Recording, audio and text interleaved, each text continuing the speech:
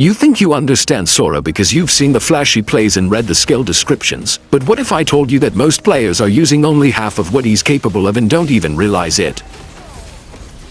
Let me ask you something right now. Have you ever played a hero that felt strong but you couldn't explain why? Like you were winning fights without fully understanding the engine behind it. That's Sora. He isn't meant to be figured out in one match or mastered with one build. He's built around transformation, tempo, and smart adaptation.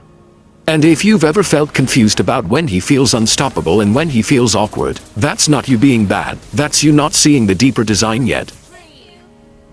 So before you think this is just another assassin or just another tank, I need you to stay with me, because once you see how he actually works, you'll never approach a fight the same way again.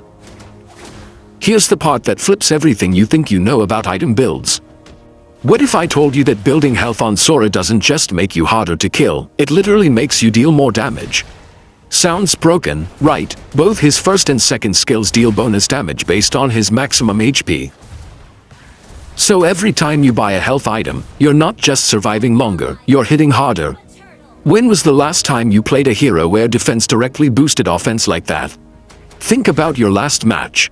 Did you build pure damage and feel squishy? Or did you go tanky and wonder why you were still deleting people? That's not random, that's design. Sora is built as a paradox. Tankiness equals pressure, survivability equals threat, and if you're not building with that mindset, you're leaving power on the table.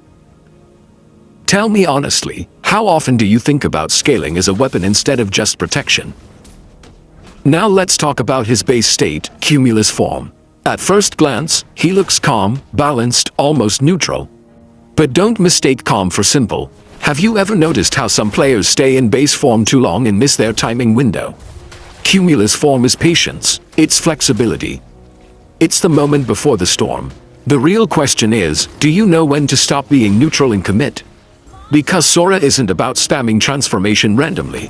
He's about reading the fight. And if you've ever transformed too early and regretted it, you already know how punishing bad timing can be. So think about this, in your last team fight, did you react or did you predict? Then comes Thundercloud form, and this is where most people fall in love with him. Speed spikes, damage explodes, everything feels sharp and aggressive. But let me challenge you, are you using Thunder form as a panic button or as a calculated execution tool?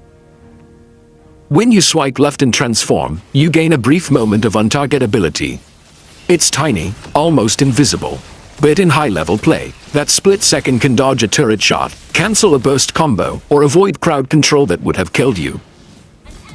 Have you ever dodged something on purpose with it, or are you just transforming for damage? His first skill becomes Thunder Flash, up to 5 rapid strikes that melt priority targets. His second skill becomes Thunder Rush, a 2-part dash that resets if it hits. That reset is everything. It turns you from a diver into a hunter. So answer this, when you dive the backline, are you thinking about your exit path before you go in?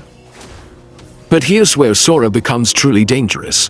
His ultimate resets the cooldown of his first and second skills instantly. That means you can dash in, transform, and dash again immediately. And in Thunder form, if that second dash hits, you get another one. That's triple gap closing. Entire screens crossed in seconds. Have you ever chased someone who thought they were safe under tower and realized too late that Sora doesn't care about distance? And remember, every time your second skill hits, it reduces its cooldown by 2 seconds. 2 seconds doesn't sound big, but in a fight, it's the difference between escaping and dying. So let me ask you, are you aiming carefully, or are you wasting the very mechanic that makes him oppressive? Now let's flip the storm. Because Sora isn't just lightning. Swipe right, and you enter Torrent form. Everything changes. Aggression becomes control. Instead of deleting one target, you control the entire fight. And here's the key difference. When you transform into Torrent form, you gain crowd control immunity, not untargetability. That means you can't be stopped mid-engage. Have you ever tried initiating and got stunned instantly? Torrent form says no to that. His first skill stuns.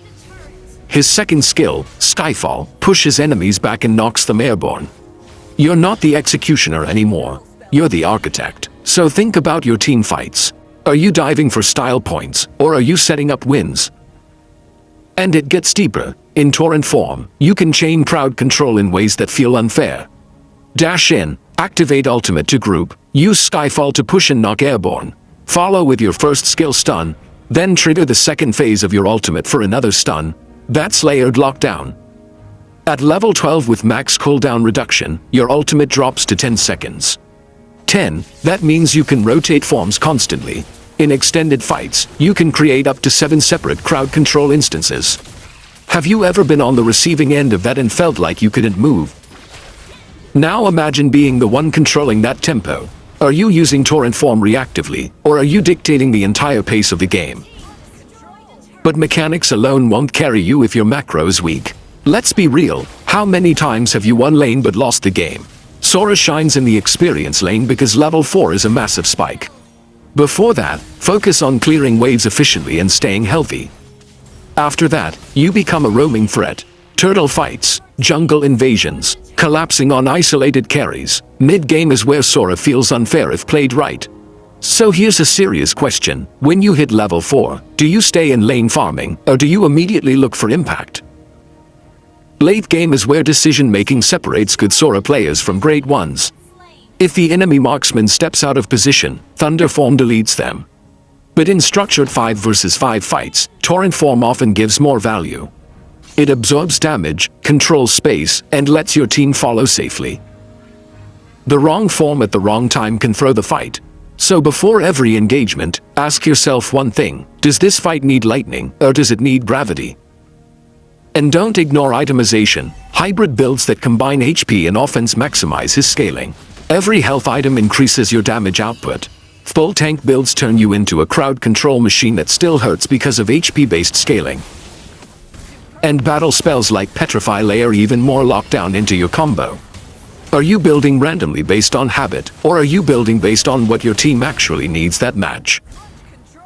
At the end of the day, Sora isn't just a hero you pick. He's a system you learn. He's patience and aggression in one body. He's 3 identities in a single draft slot. The steady laner, the explosive assassin, the unbreakable initiator. And if you truly understand when to shift between them, you stop reacting to the game and start controlling it. So here's what I want you to do. In your next match, don't just play Sora. Study your transformations, question every engage, notice every cooldown reset. And then come back and tell me, did you feel the difference, or are you still only scratching the surface of the storm? Please don't forget to like, share and subscribe. Thanks be to God.